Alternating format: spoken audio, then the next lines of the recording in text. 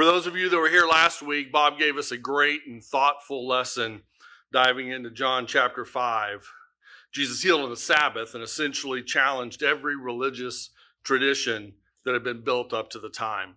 Bob did a great job and connected it to some of the great traditions that we have here at Christ Community Church, and overall, it was wonderful.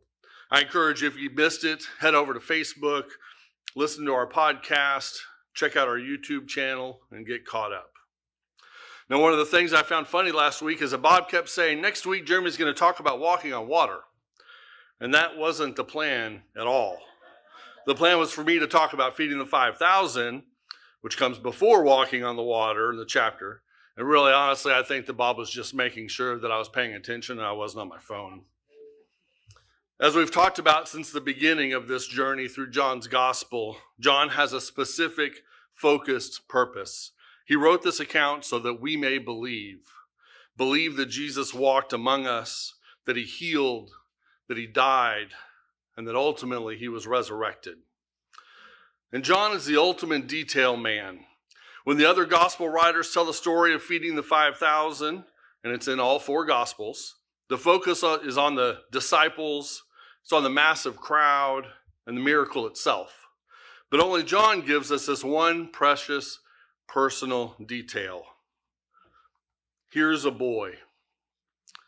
Just like he drew our attention to the woman at the well a few weeks ago, John focuses on a person that the others pass right over.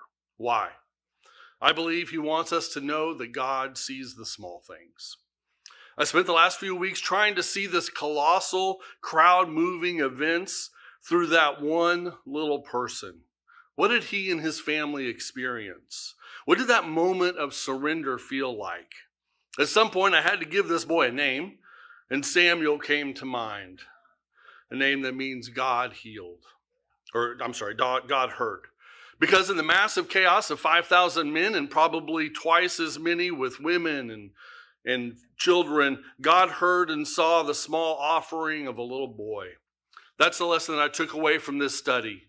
Jesus takes the ordinary resources that we surrender in obedience, and he uses them to create an extraordinary overflow, moving us from scarcity to abundance. Before we get any further, let's go to the Father in prayer. Father God, thank you for all of your blessings. Thank you for our abundance. Thank you for this familiar story that I saw fresh. Thank you for showing us that no resource is too small and no act of obedience is too insignificant when it is placed in your hands. Open our eyes today, Lord, to see how our own burdens can be opportunities and our own small offerings be the beginning of an extraordinary overflow. We surrender our time and our attention to you. God, as I pray almost every time, let your message be heard. Move me out of the way. We pray this in your Son's holy and powerful name, amen. So we left Samuel, the boy we named, standing in a massive chaotic crowd with the most important thing his family possessed for that day's journey, 5 small loaves and 2 dried fish. To be honest, I'd never really given any thought to the boy or the meal or where it came from. But if I was going to see this story from Samuel's point of view, I needed to understand the significance of his eventual offering. I needed to understand Samuel's mourning. This boy likely lived in a humble Galilean town or village. His family was not wealthy. We know this because John tells us that the bread was made of barley. Barley was the food of the poor, the simplest, cheapest grain, a humble meal for a family that lived day to day. Picture the scene. Early that morning, this meal, the 5 small, densely baked barley cakes and 2 dried salted fish, it was likely their only meal for the day. It was carefully wrapped. This was not a surplus. This was their provision. Why was Samuel carrying it? Maybe he was the oldest son, given the responsibility. But whatever the reason, the moment he stepped out the door, he wasn't just a boy going on a trip. He was the bearer of the family's meal. Sometime after this, Jesus crossed to the far shore of the Sea of Galilee, and a great crowd of people followed him because they saw the signs he had performed by healing the sick. Then Jesus went up on a mountainside and sat down with his disciples. The Jewish Passover festival was near. When Jesus looked up and saw a great crowd coming toward him, They likely had walked a long distance. Jesus crossed the Sea of Galilee, and the crowds followed him on foot, arriving eventually, as Matthew says, at a desolate place. Think dusty mountainside, long grass, and the hot sun beating down. As they walked, Samuel was excited, pressing in, trying to get close to the teacher and the healer. But as they drew near, the movement got more difficult. The crowd swelled. Imagine the chaos. Every town, every village pouring out. You've got people desperate for healing and others just curious, all elbowing their way forward. Samuel, clutching that basket, would have been jostled and pushed by this enormous human current. The important thing I saw was that Samuel was seeking Jesus. His desire to be close, his willingness to press through the chaos and the exhaustion is what put him in the right spot. I saw that we have to seek proximity to Christ to be participants in the miracle. If this boy had stayed in the back of the crowd, tired and discouraged, the disciples would never have found him. Because he was pushing to be close, he was positioned perfectly right there at the edge of the disciples' circle. And why did Jesus choose this moment to address the situation?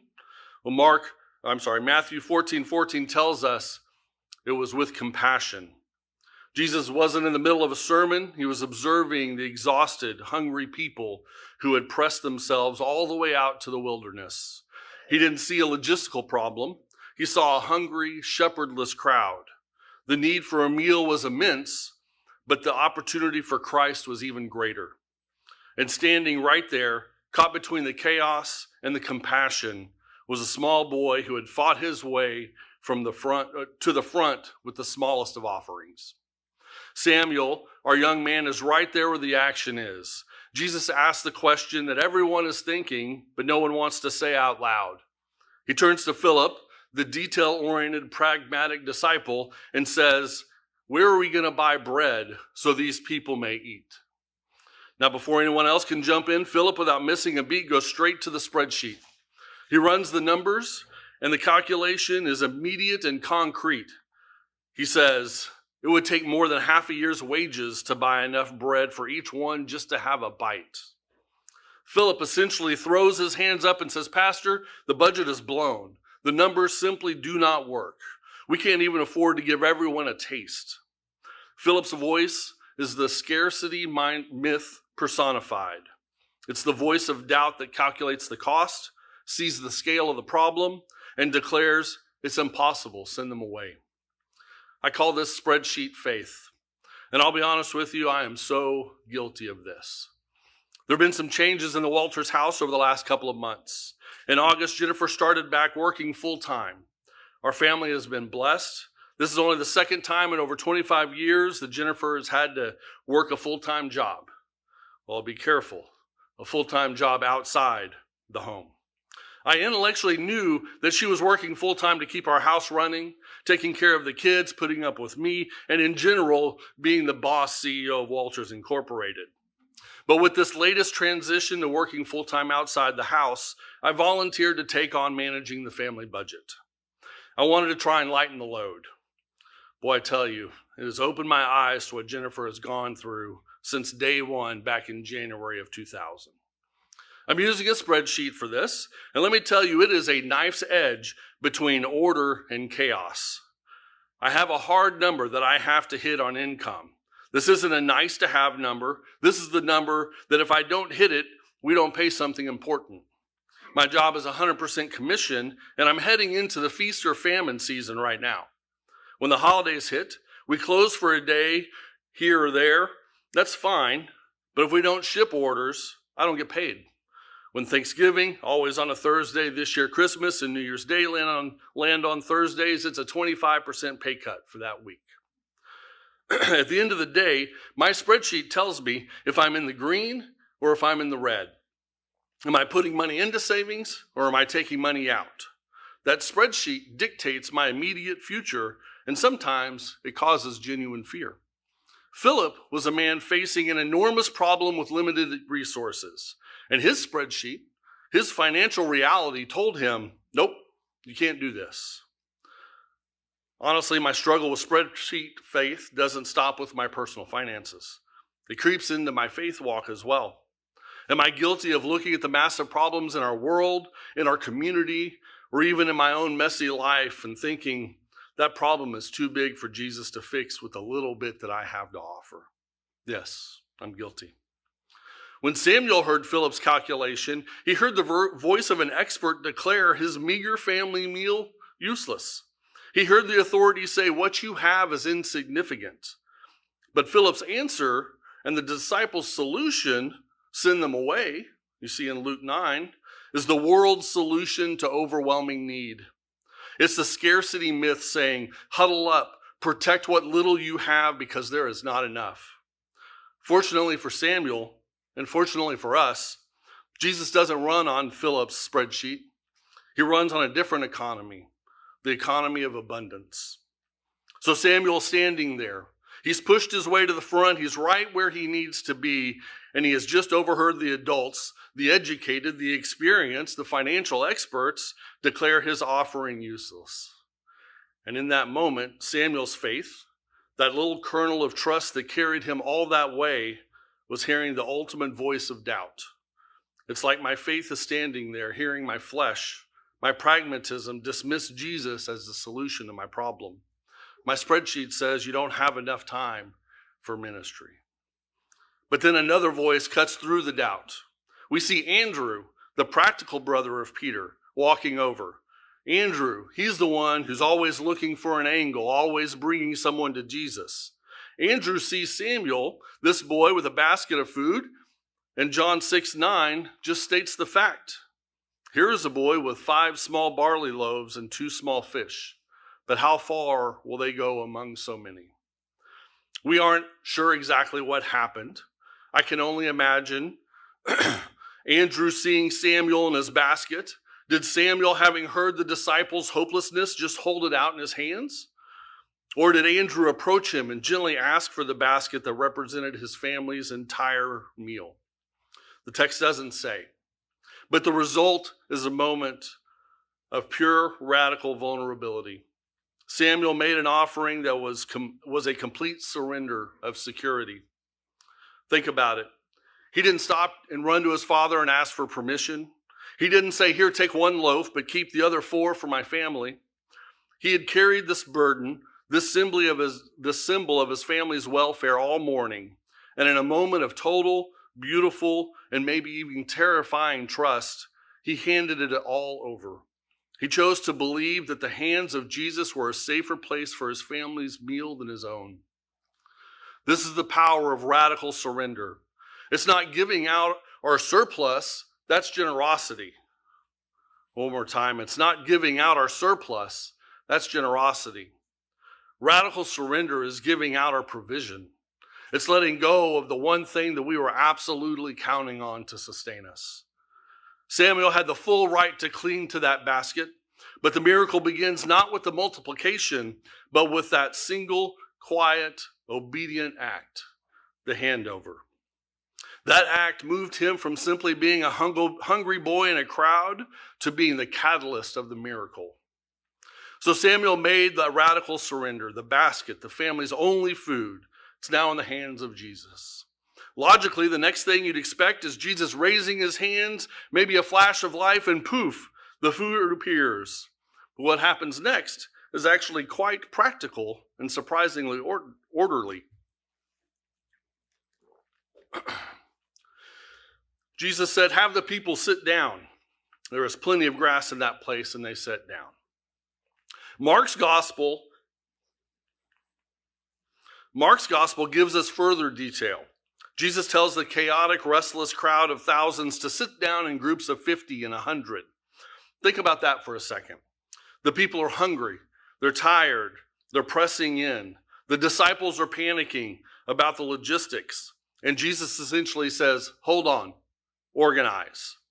To me, a lay pastor who didn't go to seminary, studying this familiar story fresh this week, this detail hit me hard. I called it the submission before the supply. I realize that it's just me, a mere human, trying to understand the principles of the kingdom. I know God is not limited.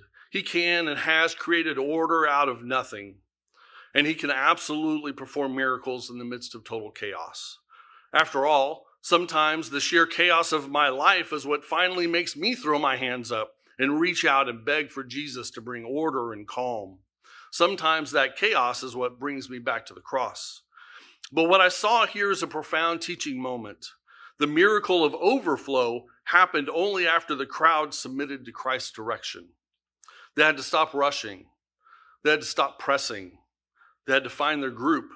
They had to sit down on the grass in perfect, obedient rows. The miracle happened only after the human spirit of doubt and chaos submitted to the divine instruction. When we surrender our 5 loaves, our time, our talent, our treasure, we're showing Jesus that we trust his power. But when we sit down and submit to his direction, we show him that we trust his plan. The crowd sat down, and now they are ready to receive. The crowd is settled. The chaos is gone. Jesus is holding those 5 small barley loaves and the 2 fish. He gives thanks, the single most important act.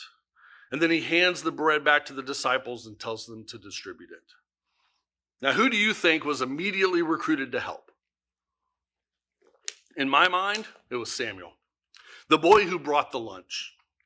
The miracle isn't just that the food was multiplied. The miracle is that Samuel got to see it firsthand. Imagine the scene through his eyes. He is likely handed his own small basket back, and he starts walking through the seated rows.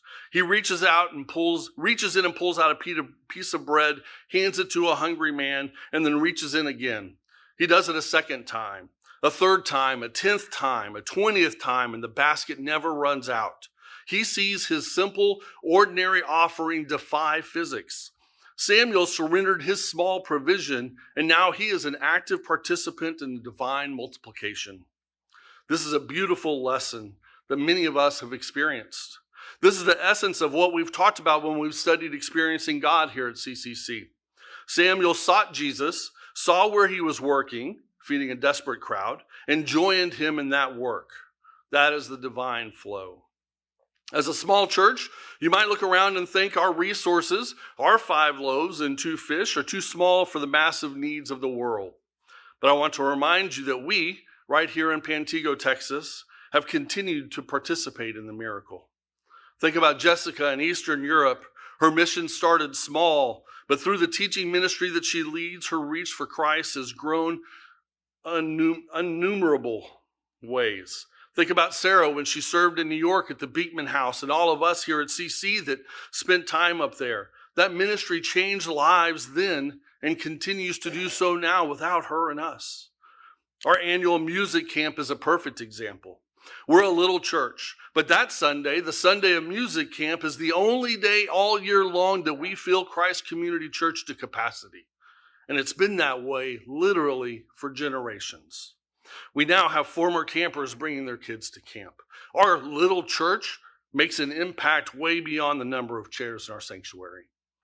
Every one of those stories is proof that when you place your small offering, your time, your skill, your support in the hands of Jesus, he multiplies it. Our resources might seem limited, but our impact is overflowing. We have and continue to participate in the miracles. So we've seen Samuel make a radical surrender, and we've seen him become a participant, handing out the endless supply. But let's talk about what that participation did to Samuel. We don't know for sure if Samuel was recruited to help or if he just handed the basket over and walked away. But as I sat with this story this week, putting myself in the place of that boy, I couldn't help but feel the weight of the moment and then the joy of it. That morning, Samuel was a tired boy, carrying a heavy burden, the weight of his family's food and the exhaustion of a long walk. When the multiplication first started, he must have been filled with fear. Something unnatural, something completely illogical was happening right in his hands. But I imagine that fear quickly evaporated, turning into pure awe and amazement. I can almost see Samuel clinging to that basket, not because he was afraid to let go, but because he didn't want to stop. He's handing out food miraculously multiplied with a huge smile on his face. I bet he wasn't tired in the least. The burden of the journey was replaced by the thrill of the miracle. This is what I call the energy of obedience. A few weeks ago, we talked about how when we are on mission, when we are actively doing what Jesus has called us to do, we receive a spiritual, supernatural energy that sustains us. Samuel's body was exhausted from the walk, and his mind was stressed by the scarcity. But the moment he became obedient and participated in Christ's work, he was refilled. His obedience provided a spiritual lift that was greater than the exhaustion of the journey. The joy of being part of God's provision, of seeing his 5 barley loaves feed thousands, I imagine made him tireless. So now the miracle is over. The crowd is fed. 5,000 men plus women and children are satisfied. But Jesus, as he always does, has one final profound lesson to teach us about the economy of abundance. John 6:12 records Jesus' command, "Gather up the fragments left over that nothing may be wasted." Why this focus on crumbs? It wasn't about saving for tomorrow. It was about teaching them that when you entrust your resources to him, not only is the need met, but nothing of your offer is ever wasted. Every crumb, every tiny gift, every surrendered moment, it's all sanctified and preserved. This point really challenges me. I find myself easily overlooking the crumbs. When my spreadsheet is showing green, all of a sudden I pat myself on the back. I slip back into thinking that it was my doing and that I deserve the leftovers. But the stewardship that Jesus requires is the humble recognition that even the overflow belongs to him. That spirit of stewardship is what I see when I look around this church family. It comes through in the mundane, consistent work that inspires me every week. It's the work week in and week out that Pam does with this funky, converted, smelly water warehouse, keeping it looking as good as it possibly can. That's stewardship of a building. It's the dedication of the worship team, taking every song seriously, whether it's the first time they played it or the thousandth, to make sure that we have a touching and close worship time. It's the Carlsons taking care of communion week after week. And after one of those COVID wafers, I am so thankful for them. It's the love and care that you show for each other, like the genuine love that Michelle and Jeanette showed Lauren last week. This command is the first strike against the myth of scarcity. We don't have to fear running out because Jesus is the source, and he calls us to be faithful stewards of the fragments.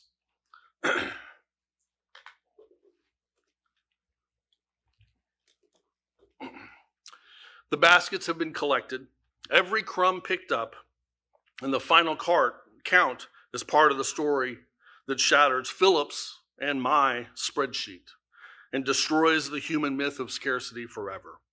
The result: so they gathered them and filled 12 baskets with the pieces of the 5 barley loaves left over from those who had eaten. Think about it. They started with 5 loaves and 2 fish. They fed over 5,000 people. They ended up with 12 full baskets.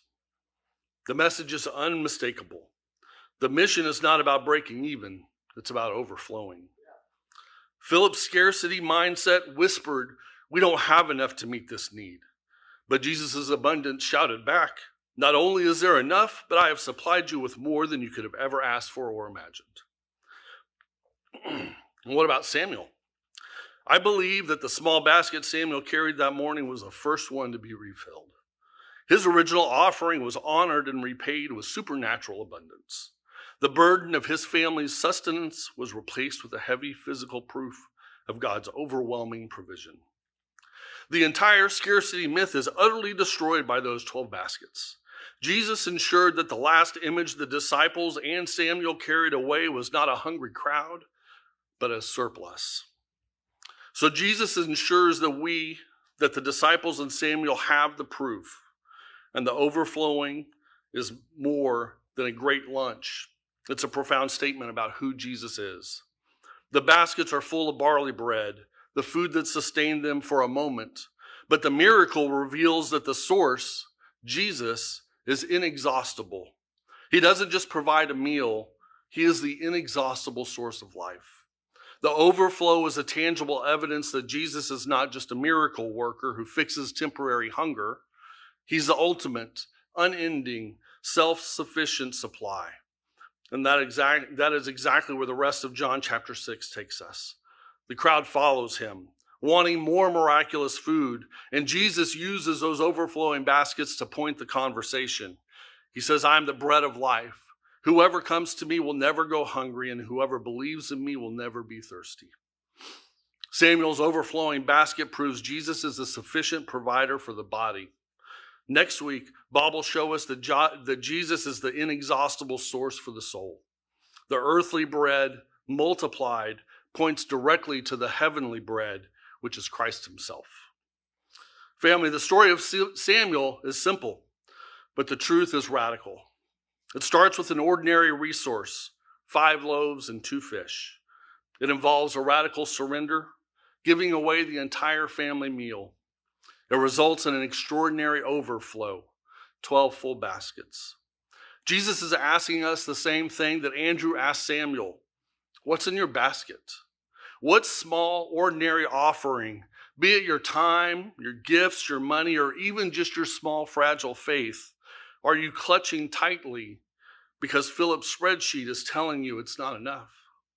Don't let the voice of the skeptic or your fear of scarcity stop you. Your 5 loaves might seem insignificant compared to the scale of the need, but remember the lesson of Samuel. Jesus takes the small things that we surrender in obedience and uses it to silence the voice of doubt, shatter the myth of scarcity, and provide a supernatural abundance. This week, take that thing that you've been holding back. Make the obedient handover. Offer your basket. Watch Jesus turn your burden into a blessing for thousands and an abundance for your own home.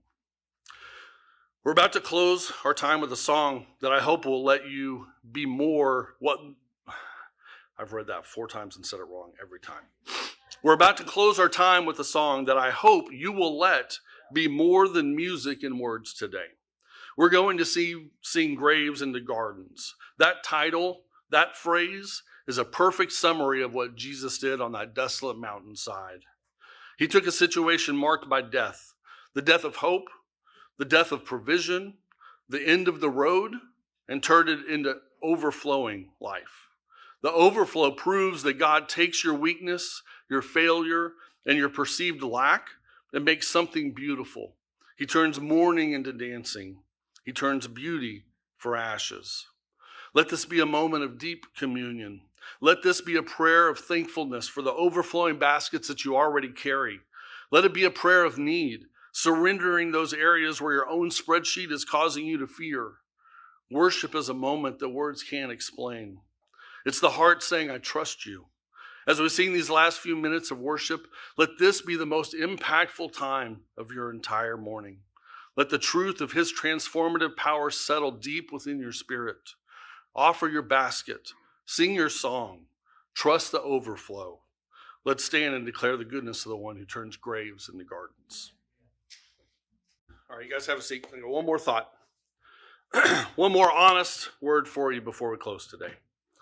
I walked away from studying this miracle this week feeling a little, if I'm honest, conflicted. The core idea of today's message is that Jesus promises an extraordinary overflow. You give him a little, and he gives you back a lot. And frankly, that kind of language can sound kind of dangerous. I'm constantly pushing back on what the world calls the prosperity gospel. The idea that all you have to do is give your 5 loaves and 2 fish, and God will immediately make you a millionaire or guarantee you a life without suffering. We know the truth. The Bible tells us in this life there will be trouble. We've lived it. Every one of us here and every one of you watching and listening has been through the furnace. So I worried about preaching this message. But here's the challenge this study gave me. The miracle isn't about the earthly riches. It's about divine sufficiency. It challenged me to look beyond the miracle to the miracle worker.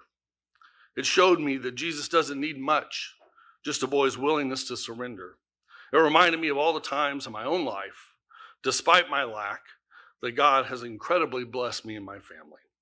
The overflow isn't always in dollars in the bank. Sometimes the 12 basketfuls are the unexpected strength to get up one more day. the community of faith that surrounds you when you lose a loved one, the shared joy of seeing your kids or grandkids growing in faith. This study humbled me. It showed me how easily I slip back into thinking that the success is all my doing, and how often I tend to not collect the crumbs, to take God's small, consistent blessings for granted. Each of us know the struggle, but we also know the overflow of God's grace and presence. My prayer for myself and for all of us is that we stop seeing those moments of abundance as permission to be selfish and start seeing them as the evidence of God's nature. I'm looking forward to when I can be a better steward, to seeing the crumbs on the floor and being just as thankful for them as I am the full loaves of bread. Let's carry that truth with us this week. Let the honest reality of graves into gardens anchor the promise of the overflow in your life. You guys have a great week. Love you.